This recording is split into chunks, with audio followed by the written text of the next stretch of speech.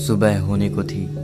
भोर की शोर, चिड़ियों की चहचहाहट जहां एक और एक नई सुबह की ओर इंगित कर रहा था, तो वही कमरे के भीतर विवेक खर्राटे ले गहरी नींद में सो रहा था।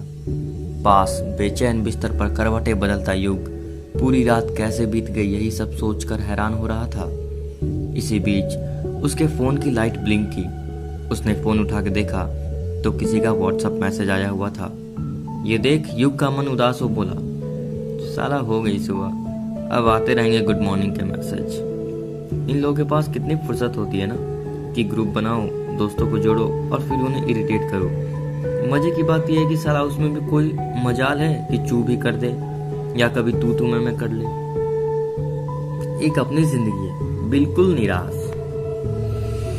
हाँ, खैर छोड़ो। एक लंबी गहरी सांस के साथ युग बिस्तर से उठकर कमरे से बाहर निकल हॉस्टल के ग्राउंड की ओर बढ़ गया। वहां पहुंचते ही युग का मन शांत हो रहा था। रात भर ना सोने से हुआ भारी सर अब सुबह की ठंडी ठंडी हवा से राहत मिल रही थी। युग खुद से, वाह यार, ताजी हवा का जो सुख है वो शायद 6 बजे के बाद से नहीं, तभी पापा नाराज होते हैं। मेरा सरदर्द कितना हल्का हो गया यार। ये कहते हुए युग भी वहीं एक चक्कर राउंड लगाने का सोचा और ग्राउंड में दौड़ने लगा। ग्राउंड काफ़ी बड़ा था, इसलिए दौड़ने के लिए काफ़ी जगह भी थी। अभी दौड़ते दौड़ते युग को कुछ समय ही बीता था कि उसकी नज़र गर्ल्स हॉस्टल के ग्राउंड में चली गई। वो वहीं रुक गया। ध्यान से टकटकी लगाए युग उस तरफ देख रहा था। उस तरफ मानवी ट्रैक सूट पहन एक्सरसाइज कर रही थी। युग मानवी को ही निहारे जा रहा था। अच्छा, आपकी खूबसूरती का राज ये है मिस मानवी, युग खुद से बोले जा रहा था। मानवी भी म्यूजिक बॉक्स के साथ ही एक्सरसाइज करती जा रही थी। थोड़ी ही देर बाद वो रुकी और उसने अपने बगल रखी टॉवल से खुद को पोंछा और रन करने लगी। मानवी को इतना एक्टिव देख युग का मन भी ख्वाब देखने लगा। मानवी उस तरफ से दौड़ते हुए आ रही थी और इधर से युग, दोनों सामने से भिड़ गए और वहीं जमीन पर धमाक से गिर गए, एक दूसरे से ऊपर गिरते हुए। उसके बाद मानवी गुस्से से युग को हजारों खोटी सुना रही थी।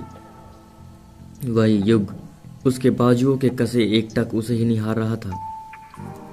बड़ी बेशर्म हो, मानवी ने गुस्से से कहा। तो युग ने कहा, आपको देखते हैं तो दुनिया गोल है या चौकोर भूल ही जाते हैं सब। युग ने धीमी आवाज में कहा, अच्छा, बातें तो करने बहुत आती है, अब मेरे ऊपर से हटोगे भी या मुझे गद्दा समझ रखा है? नीचे की मिट्टी, धूल और कंकड़ चुभ रहे हैं मुझे, इस बार मानवी ने गुस्से में कहा। ये सुनते ही युग हड़बड़ाए हुए मानवी के ऊपर से उठा और सॉरी बोलने लगा। सॉरी शब्द सुन मानवी का पारा और भी चढ़ गया और वो गुस्से से बोली, ये अच्छा है तुम्हारा, कुछ भी करो फिर सॉरी तो है ही जो तुम्हारी कोतवाली करेगा। बड़े आए हो सॉरी कहने वाले, मानवी ने मुंह हल्का टेढ़ा कर कर कहा और वहां से निकल गई। युग, मानवी सुनो तो प्लीज, अरे रुको ना। इतना कहे युग भी मानवी के पीछे पीछे बढ़ गया। इसी बीच युग को अपने कंधे पर किसी के हाथों का स्पर्श महसूस हुआ। युग जैसे ही आंखें खोलता है, सामने विवेक था। अबे ओह, इतनी तेज धूप में तू क्या कर रहा है मेरे भाई? तुझे पता भी है तुझे कितनी देर से झकझोर रहा हूं मैं? विवेक ने गुस्से से कहा। युग यार तू ना पक। युग मुंह फुलाए कमरे की ओर बढ़ गया। पीछे पीछे आते विवेक ने मजे लेते हुए कहा, अच्छा, तो ये जनाब अपनी मोहतरमा के साथ ग्राउंड में रेस लगा रहे थे? ये सुन युग कमरे में पहुंचते ही बिस्तर पर धम से बैठ गया और बोला, यार मुझे क्या हो गया है समझ नहीं आता। अबे तुझे कोई बीमारी नहीं हुई है, बल्कि लवेरिया हो गया बेटा। उसके बिना काटे तेरा ये हाल है। जरा सोच, जिस दिन तेरा प्यार एक्सेप्ट कर लिया और अपने जानू को चूम लिया, फिर क्या होगा तेरा? विवेक ने युग को छेड़ते हुए कहा। युग पास पड़े पीलो को उठाकर फेंकते हुए बोला, साले कमीने। विवेक हंसते हुए, अच्छा भाई गलती हो गई अपने से। अच्छा सुन, जल्दी से तैयार हो जा, फिर मैच चलते हैं, वरना जरा भी देर हुई ना तो वो मोटी औरत एक निवाला भी निकलने नहीं देगी। युग, ठीक है, पहले तू नहा ले यार। विवेक, भाई मैं रेडी हो चुका हूँ कब का। मुझे लगा था तू भी तैयारी होगा, लेकिन तू तो उधर रनिंग करने चला गया था। थोड़े ही देर में तैयार हो दोनों दोस्त मेस की ओर बढ़ गए। वहां पहुंच खाना खा दोनों कुछ देर में कॉलेज निकल गए। आज के लेक्चर में युग का मन नहीं लग रहा था। वो धीरे से विवेक की ओर इशारा कर कहा, भाई मैं बाहर हूँ, ठीक है, तू लेक्चर पूरा करके आ जाइयो। इतना कह युग बीच लेक्चर में उठ बोला, मैम मेरी तबीयत ठीक नहीं है, मुझे वॉशरूम जाना है। ये सुनते ही पूरा क्लास हंस पड़ा। युग को गुस्सा तो बहुत आया, मगर करता भी क्या, एक्सक्यूज तो उसका ही था। तभी प्रोफेसर बोली, ये क्या तरीका है भाई, इसमें हंसने की कौन सी बात है, शट अप। पूरा क्लास एक बार फिर सन्नाटे में चला गया। ये देख प्रोफेसर बोली, युग तुम जा सकते हो। ये सुनते ही युग खुश बाहर की ओर बढ़ गया और तेज कदमों से चल लाइब्रेरी की ओर गया। वहां पहुंचते ही वो हर तरफ कुछ यूं छान मार रहा था जैसे उसका बहुत जरूरी चीज मिस हो गया हो। लाइब्रेरी की टीचर ने दूर से ये आवाज लगाई, जिसे ढूंढ रहे हो वो आज 2 दिनों से नहीं आ रही है। ये सुनते ही युग को हल्का एम्बेरसमेंट फील हुआ, लेकिन सच तो यही था कि वो किताब नहीं मानवी को ढूंढने आया था। मगर फिर भी युग ने अपनी सफाई देते हुए रिप्लाई किया, नो मैम, मैं तो सच सच सच सच में बुक्स ही ढूंढ रहा था। ये सुन लाइब्रेरी टीचर मुस्कुरा पड़ी। युग भी अब बुक्स को ही ढूंढ रहा था। उसने एक बुक निकाली और सीधा कॉर्नर पर लगी टेबल पर जा बैठा, जहां से बाहर का नज़ारा साफ साफ दिखता था। युग पढ़ कम और बाहर की ओर ज़्यादा ध्यान दे रहा था। दोपहर का पहर शुरू हो चुका था। युग अब किताबों में मन लगाए घुसा हुआ था। इसी बीच उसकी टेबल पर किसी ने अपने हाथों से हल्का पीटते हुए कहा, कहाँ हो सुबह से, फोन क्यों नहीं उठाए? ये कोई और नहीं, मानवी थी। अपने सामने मानवी को देख युग हैरानी से बोला, अब आई हो तुम? सुबह से यहाँ बैठकर इंतजार कर रहा हूँ। आज युग ने इतने दिनों में पहली बार मानवी को इस तरह से बात की थी। लाइब्रेरी टीचर दूर से यही सब देख रही थी। भौहें चढ़ाए मानवी बोली, ओ भाई, मुझे ना त्रिकालदर्शी की सुविधा नहीं मिली है, जो मुझे दिखता रहे कि तुम कहाँ हो कहाँ हो। युग भौहें सिकोड़ते हुए बोला, देखो युग हूँ तुम्हारा, भाई भाई नहीं हूँ। मानवी हंसते हुए बोली, मेरे युग? तुम्हारी माँ ने इस कलयुग में एक युग मेरे लिए भी बना दिया, उसका उन्हें शुक्रिया तो करना बनता है ना। मानवी ने पलकों को झपकाते हुए कहा। तो युग शर्मा गया और धीरे से बोला, मेरा मतलब था कि। क्या मतलब था तुम्हारा? कुछ नहीं, बुक पढ़ो, युग ने झेपते हुए कहा। तो मानवी बोली, सुनो, मेरे साथ मार्केट चलोगे क्या? ये सुन युग खुश हो बोला, हाँ जरूर। मगर तुरंत ही निराश हो बोला, यार आज नहीं, क्योंकि बाइक नहीं है मेरे पास आज। मानवी घूरते हुए, आपको नहीं पता युग, आपके इस युग में हमारे इस शहर में ऑटो रिक्शा भी चलते हैं, मेरे युग। इतना कह मानवी ने हल्का सा युग के गालों को थपथपा दिया। मानवी के हाथों का स्पर्श लगते ही मानो युग को मानवी के साथ बीते हजारों युग पार हो गए हों। वही सामने खड़ी मानवी अपने हाथों को युग की ओर बढ़ाते हुए बोली, तो चलो भी। मानवी को इस तरह करता देख युग पहले तो मुस्कुराया, फिर सामने बैठी लाइब्रेरी टीचर की ओर देखा तो वो भी मुस्कुरा के उसे बाहर जाने का इशारा करती।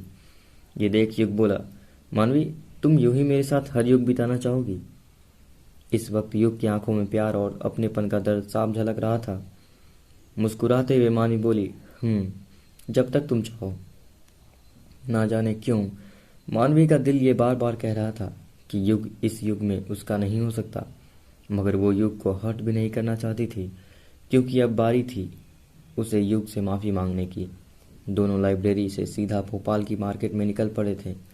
युग, जो कि रिक्शे पर बैठे बैठे ही मानवी को जी भर निहार रहा था, उसके उड़ते जुल्फे, उसकी गोल मटोल काजल से सनी बड़ी बड़ी आंखें और उन पर इस वक्त चश्मे का पहरा, उसके गुलाब से पंखुड़ियों वाले पतले होठ, सुनहरी सी गर्दन और उसके गर्दन पर हल्का सा तिल, जिस पर युग का दिल आ गया था।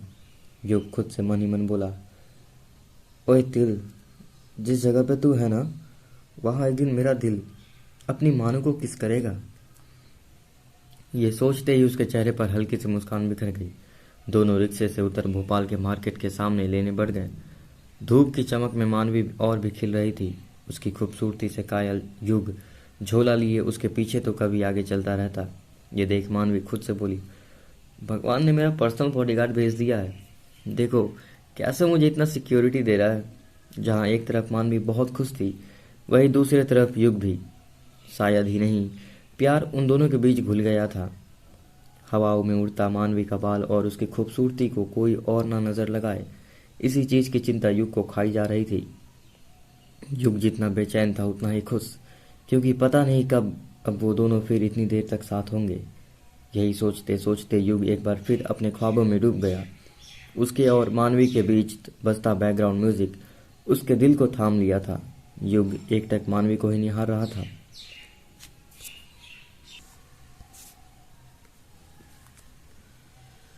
युग की आंखों के आगे इस वक्त मानवी की पहली मुलाकात से लेकर एक एक कर कर हर मुलाकात किसी रील की तरह उसके आगे घूम रही थी। इस वक्त युग मानवी में डूब चुका था। मानवी को यूं युग को मुस्कुराता देख मुस्कुरा पड़ी। उसे खुशी हुई कि युग का मन थोड़ा डाइवर्ट हो गया है और वो हल्के से उस हाथों से इशारा कर आगे आने को कह आगे बढ़ गई। मगर युग इस वक्त अपनी सुध में खोए हुए मानवी के पीछे पीछे झोला उठाए भोपाल के मार्केट में घूम रहा था। वही युग के बैकग्राउंड म्यूजिक में युग को बावला बना रखा था। मानवी चुटकी बजाते हुए बोली, कहाँ खो गए हो? मैं कब से बुला रही हूँ तुम्हें, तुम हो कि सिर्फ मुस्कुराए जा रहे हो क्या गया है तुम्हें? इतना कह मानवी झट से अपने हाथों को युग के माथे पर हल्के से रखते हुए बोली, बुखार भी तो नहीं है तुम्हें? इतना कह वो उसके गालों को छूते हुए बोली, एकदम बुखार नहीं है। फिर हुआ क्या है तुम्हें? मानवी समझ चुकी थी कि युग को क्या हुआ है, मगर वो फिर युग को परेशान करते हुए हल्का पास आ धीमे से बोली, खुली आंखों से ख्वाब देखोगे ना तो वो कभी पूरे नहीं होंगे। अब चलो। यह सुनते ही मानो युग का बसा बसाया युग जल के खाक हो गया हो और वो मुंह बनाए हुए बोला, मुझे तुमसे प्यार हो गया है। मानवी, तुम्हारी ये बात भले ही सही हो, मगर ये बात मेरे दिल को घर कर गई। अब से ऐसा मत कहना प्लीज, क्योंकि मैं इस मानवी के बिना नहीं रहना चाहता। ये कहते हुए युग मानवी के गालों को हल्के से चूम लेता है। मानवी सन हो एकटक युग को ही वहीं खड़े खड़े देख रही थी, क्योंकि उसने कभी ये नहीं सोचा था कि उसे युग अच्छा लगने लगेगा।